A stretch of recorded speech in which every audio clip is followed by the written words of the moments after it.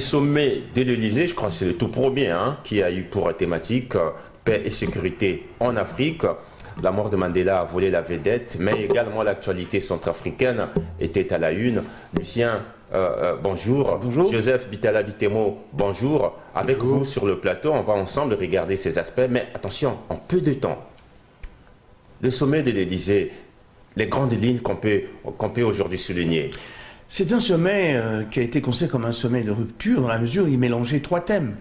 Paix, sécurité, le développement économique et le changement climatique. Oui. Un certain nombre de réponses ont été données à ce sommet, un certain nombre de solutions. Par exemple, l'idée qu'il faut une approche globale pour prévenir et gérer les crises en Afrique, que les Africains doivent être responsables dans cette gestion des crises. Approche globale, oui. L'Afrique et l'Afrique, alors dans cette approche globale, c'est l'Afrique, l'Europe, oui. Et l'Europe surtout, oui. Sans oublier les partenariats traditionnels, comme les partenariats que les pays peuvent avoir avec la France. Il y a un deuxième point important, le président Hollande a mis à la disposition des pays africains un fonds de 20 milliards d'aide au développement, sans préciser globalement à quoi serviraient ces 20 milliards.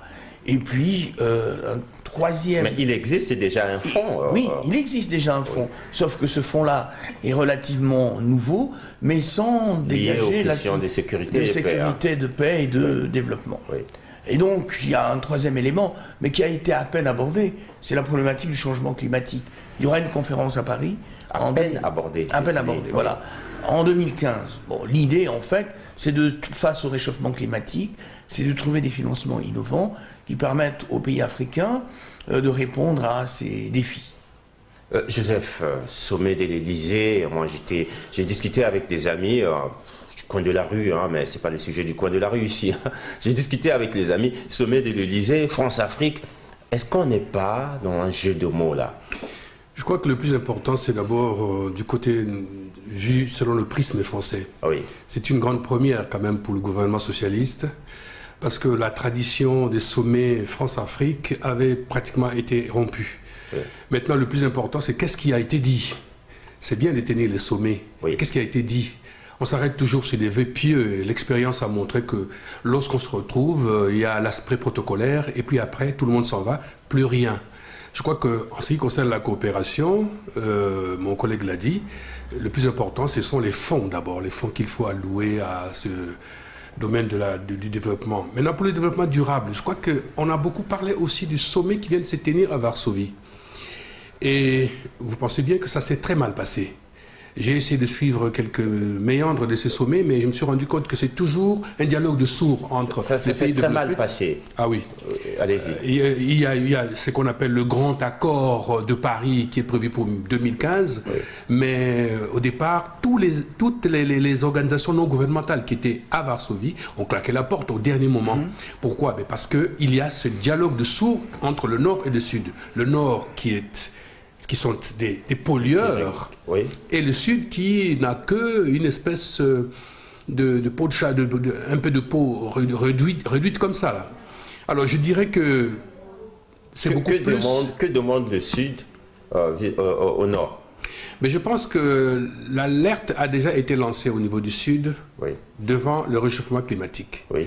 L'humanité est tout simplement en train de courir un risque d'extinction, oui. Surtout si on ne fait pas attention avec le réchauffement climatique.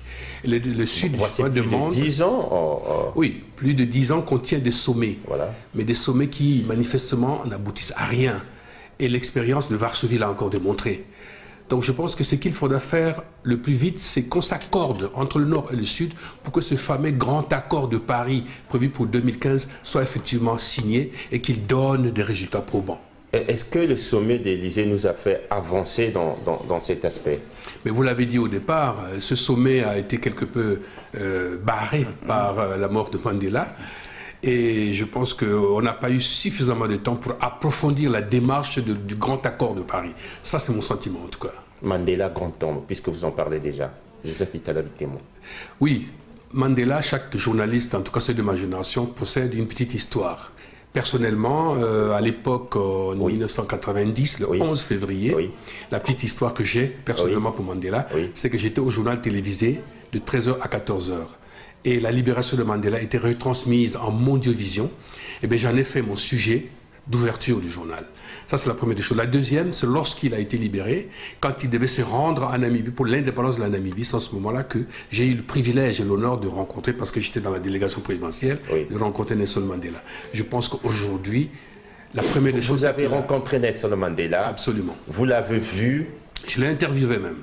Et revenez un peu dans vos souvenirs. Alors, les souvenirs, c'est que nous sommes allés pour les festivités marquant l'indépendance de la Namibie. J'étais dans la délégation présidentielle et le président Denis Sassou Nguesso devait rencontrer Mandela.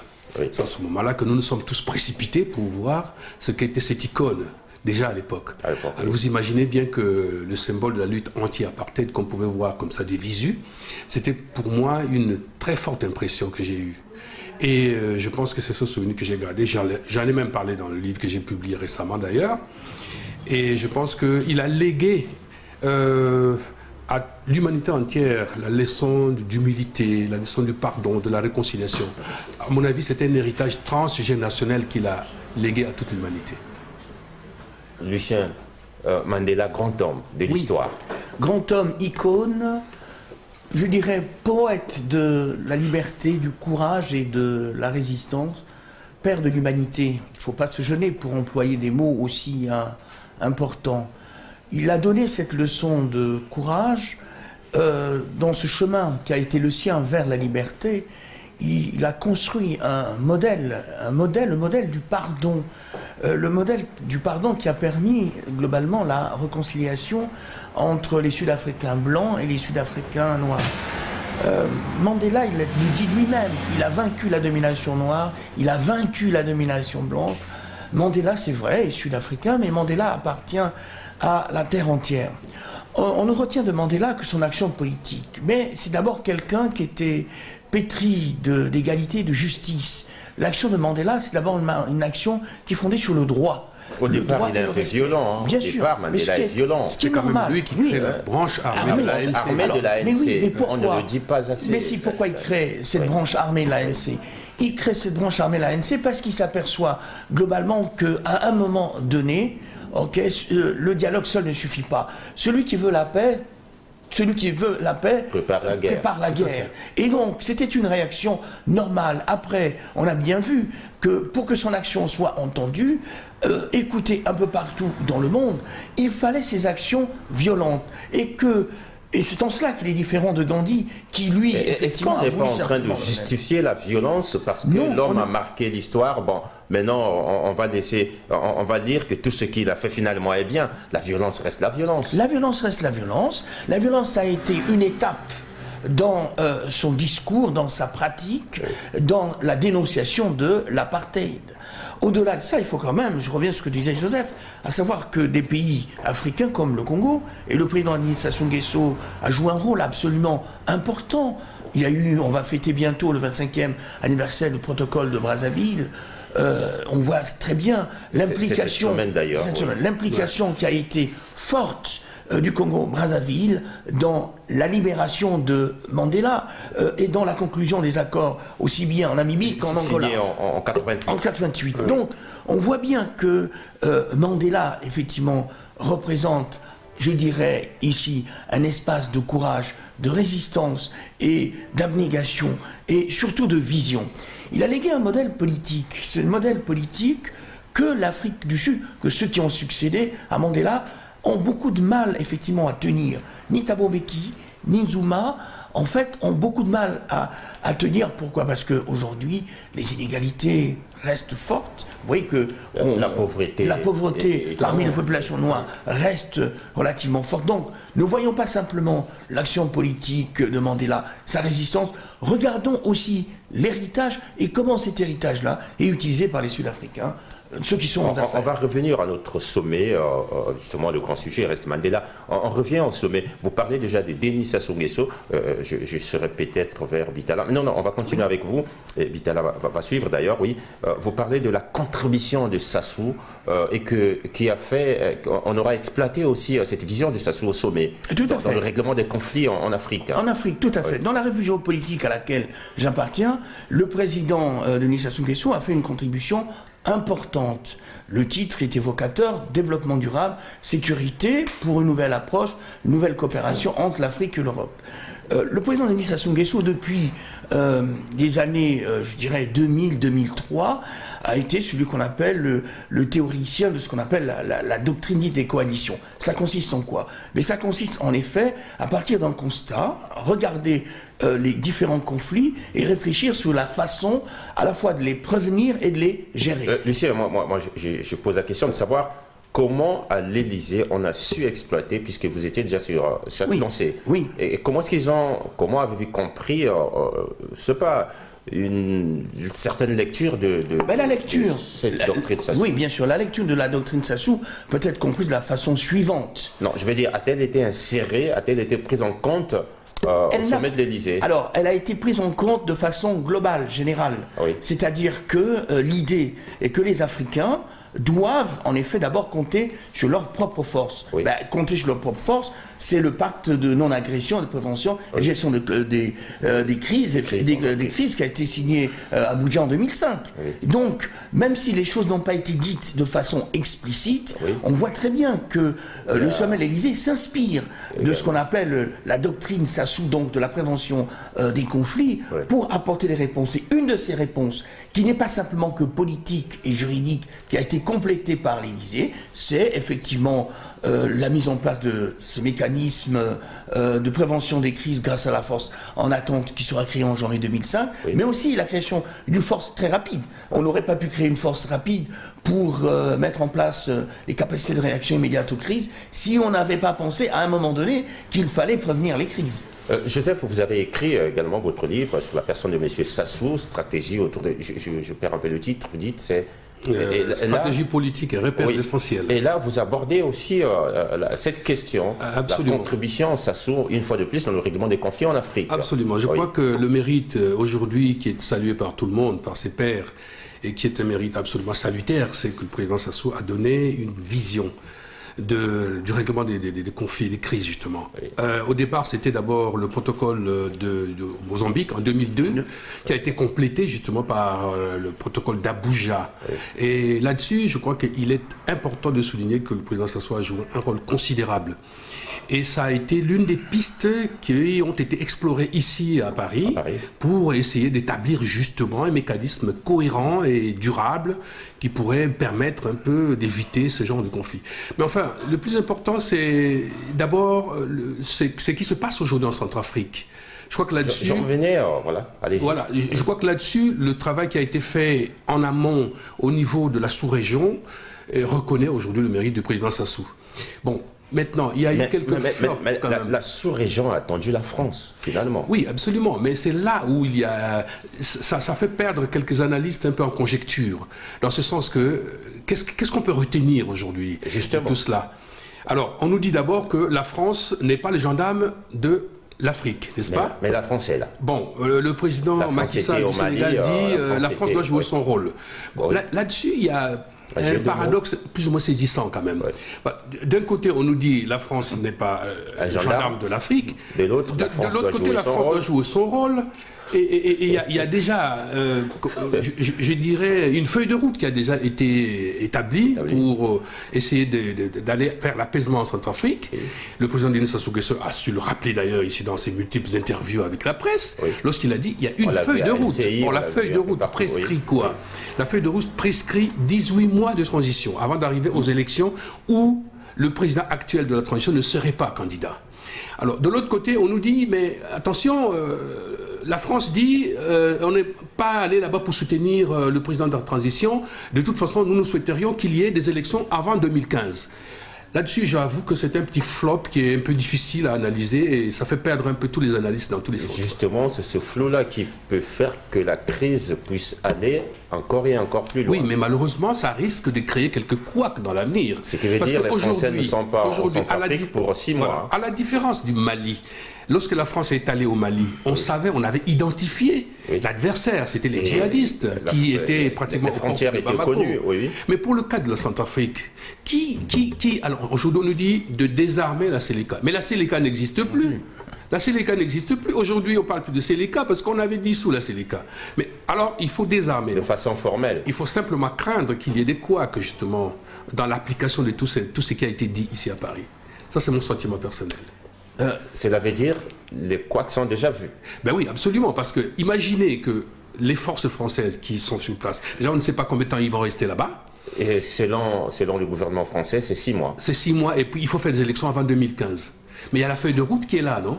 Alors qu'est-ce qu'on fera de cette feuille de route qui a été tracée par la sous-région, par les dirigeants de la sous-région de l'Afrique centrale? Voilà, qu'est-ce que ça deviendra? Là-dessus, il y a un flou absolument artistique qu'on n'a pas su éclairer ici à Paris. Et justement, il faut craindre sur le plan tactique que cela crée aussi le problème entre la MISMA d'un côté, l'armée centrafricaine qu'on appelle les FACA, et les forces françaises. Donc il va falloir créer une synergie qui... Ce qui se laisse voir, puisque d'un côté à la télé on est en train de suivre, hein, l'armée française est là avec ses engins, de l'autre côté les patrouilles de l'armée centrafricaine. Bon, écoutez, il y a une confusion, on ne sait pas qui fait quoi et on se retrouve tous finalement dans un même biotope. Absolument. Et moi je pense que le plus important serait quand même de préserver l'essentiel. L'essentiel? L'essentiel, à mon avis, c'est éviter l'effusion du sang. Vous vous imaginez, en 3 jours, il y a eu plus de 400 morts. Je crois que ces images-là que nous voyons à partir d'ici, ça essaie de tirer un peu l'Afrique par le bas. Nous n'avons pas besoin de cela, je crois. Et surtout quand ça commence à virer à une espèce de guerre confessionnelle. Je pense qu'à ce niveau-là, il va falloir faire très très attention. Parce que d'un côté, il y a l'aspect militaire qu'il faut gérer entre les 3 forces dont je viens de parler.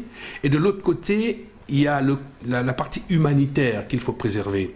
Parce que le résultat, c'est quoi? C'est qu'on arrive justement à ce qu'on ait des élections libres et transparentes, mais dans les meilleurs délais, pour que ce pays qui a connu une flopée de coups d'État retrouve quand même une certaine sérénité. Et ça sera la leçon, je crois, la leçon principale. On peut retenir sur ce plateau qu'on est sorti du sommet de l'Élysée sans voir l'issue, en parlant de la Centrafrique. À mon avis, c'est un saut dans l'inconnu. Oui. Alors, non seulement un saut dans l'inconnu. Alors, je retiens la formule. Ouais, il y a plusieurs problèmes qui ont été évoqués par Joseph, à savoir que, bon, il y a une sorte de schizophrénie, en fait, de la part des Africains qui traitent ces problèmes-là.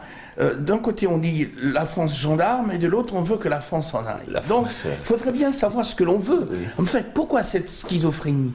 Elle est liée au fait que la feuille de route sur le plan politique, Joseph l'a rappelé, est claire. La contribution du président Sassou est relativement claire. Les données sont claires.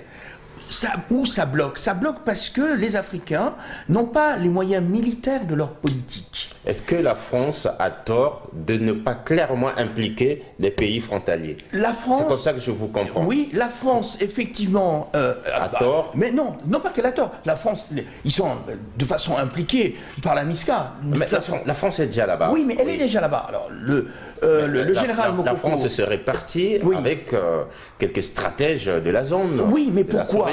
Oui, mais pourquoi? Parce que, d'abord, c'est un problème personnel de la France. Pourquoi? Il faut quand même voir comment les choses se sont passées. La France attendait une sorte d'imprimature du Conseil de sécurité des Nations Unies. Oui. Bien, avant même que le Conseil de sécurité ait donné son feu vert, les troupes françaises sont déjà rentrées en Afrique. Oui. C'était une façon de dire, écoutez, partout où les droits de l'homme sont bafoués, nous sommes présents. Mais ils sont présents, c'est la deuxième lecture qu'il faut en avoir, ils sont présents peut-être pour les droits de l'homme, mais aussi, et sincèrement et certainement, pour défendre les intérêts français. Bien. Il y a ce premier problème. Le deuxième problème, c'est que nous sommes dans une sorte de halo, de flou, dans lequel il y a une définition politique de la mission, mais il y a le manque de moyens militaires de cette mission. Or, qui a les moyens militaires? C'est la France. Oui. Alors, la France aujourd'hui dit, à bon droit d'ailleurs, les moyens militaires, on va les catégoriser. Oui. Humains, matériels. Matériel, logistique, de renseignement. Et la France dit, je suis toute seule. Alors, l'Union européenne dit, en fait, nous allons effectivement, d'une certaine manière, vous apporter des moyens en logistique et des moyens en financement. Ce qui veut dire quoi? Ben, ce qui veut dire que derrière les plaintes de la France, elle est toute contente aussi d'y être pour montrer au reste du monde que sa zone d'influence reste bien française. Après la fin de la guerre froide, la division du monde en bloc s'est transformée par la division du monde en zone d'influence. Et quoi que dise la France, derrière un discours humaniste, c'est toujours un discours, effectivement, de zone d'influence qui existe. Et les États-Unis... Est-ce que la France n'est pas là en train de tomber dans le piège, vu les éloges reçus après avoir été au Mali? Oui, peut-être, c'est une façon. Alors, la France est allée trop vite. Alors, non seulement trop vite, je ne sais pas si elle est allée trop vite, mais elle ne fait que défendre ici une vision de sa politique. C'est une façon aussi de préparer... Avant l'autorisation, la France est arrivée. Oui, elle est arrivée, mais c'est une façon de dire au reste du monde, écoutez, je cours dès qu'on m'appelle. Mais comme je le dis... Mais je cours aussi pour aller sauver les vies. Hein. Sauver les vies, pour éviter les fusions de sang, ça on ne peut pas le reprocher. Et puis, il y a la dynamique djihadiste. Cette dynamique djihadiste qui est là, Joseph l'a redite. Le Chebab ont créé une sorte de franchise pour déstabiliser une partie, effectivement, de l'Afrique, à qui il manque énormément des moyens de renseignement. Le général Hilaire Mokoko, qui est le responsable à Miska, l'a dit. Le problème, c'est pas tant le problème des hommes ou des moyens matériels, c'est le problème du renseignement. On a affaire à un adversaire qu'on ne voit pas. Nous sommes dans des guerres asymétriques. Et donc, le propos de la France, c'est d'y être, et malgré tout de montrer, en fait, aux pays de la zone que c'est elle qui pilote, c'est elle le pilote. Est-ce une bonne chose? Militairement, on peut dire oui, mais politiquement, je pense que ça ne fait encore que compliquer les affaires. L'essentiel, c'est d'y être, c'est votre formule. Oui, c'est d'y être. Être pour défendre les vies. Pour défendre les vies. Alors, faute de renseignements, les gens vont continuer à mourir. Oui. À quoi ça sert d'y être quand on sait qu'on ne peut pas défendre? Mais il faut une solution politique. Il faut une solution politique de sortie de la crise. Il n'y aura pas de solution militaire. Oui, allez-y. Mais moi, je crois que la solution politique, c'est cette feuille de route qui a été tracée par les dirigeants. Au départ, déjà, il y a eu les accords de Libreville. Oui. Bon, on nous a dit que ça n'a pas été suivi à la lettre par le président Bozizé, et que bon, il y a eu un petit laisser-aller. OK? Mais ce qui est plus difficile aujourd'hui, c'est la position de la France pour essayer de voir plus clair dans la ligne politique. La France nous dit quoi? La France nous dit, nous n'allons pas en Centrafrique pour soutenir un président qui n'a rien pu faire. Qui n'a pas de légitimité, voilà, c'est ça, qui n'a rien pu faire. C'est ça, ce qui est écrit dans la presse, c'est ce qui est sorti de la bouche. Et à qui on demande, excusez-moi, et à qui on demande de partir. Voilà, et à qui on demande de partir. Parce qu'on dit, de toute façon, les élections, c'est avant 2015. C'est le chaos qui s'annonce. Bon, alors, vous imaginez un peu que ça bat en brèche tout ce qui a été préparé en Afrique centrale, là. Le président Sassou, quand il vient ici, lorsqu'il est interviewé par les journalistes français, qu'est-ce qu'il dit? Il dit, il y a une ligne, il y a d'abord une feuille de route qui est là. Il a défendu bec et ongle la feuille de route, n'est-ce pas? Et que la transition de 18 mois part du mois d'août dernier. Alors ça nous amène vers milieu de l'année 2015, n'est-ce pas? Alors qu'est-ce que ça deviendra? Là-dessus, on n'a pas donné de réponse. Le sommet n'a pas donné de réponse. Puisque celui qui tient cette transition, apparemment, a du mal à tenir les choses. Maintenant, il y a aussi le président Déby, qui ici à Paris, on lui a posé la question, mais vous avez laissé faire. Beaucoup de Tchadiens. Oui, qu'est-ce qui s'est passé avec Bozizé? Qu'est-ce qui s'est passé? Il dit oui, mais à l'époque, il n'y avait pas une mission de l'Union africaine, voilà. Tout ça là, ça fait sourire un peu les analystes politiques. Vous imaginez un peu qu'on a laissé faire. Cet Afrique inconséquent. Absolument, on a laissé faire. Bon, le président Bozizé, il est arrivé par une opération de force. Comme il est arrivé. Comme il est parti, et puis après, il a essayé de légitimer l'existence par des élections. On sait comment ça se déroule. Mais aujourd'hui, maintenant, on se retrouve devant une situation absolument difficile. C'est difficile de démêler cet écheveau d'amalgame dans cette situation centrafricaine. Parce que, je l'ai dit tantôt, avec les trois forces en présence, les Français, la MISMA et les FACA, eh bien, le juste milieu va être difficile à trouver. Le juste milieu va être difficile à trouver. Merci Lucien Pambou, merci Joseph Bitala Bitemo. Ainsi donc s'achève cette émission. Merci à vous. Merci.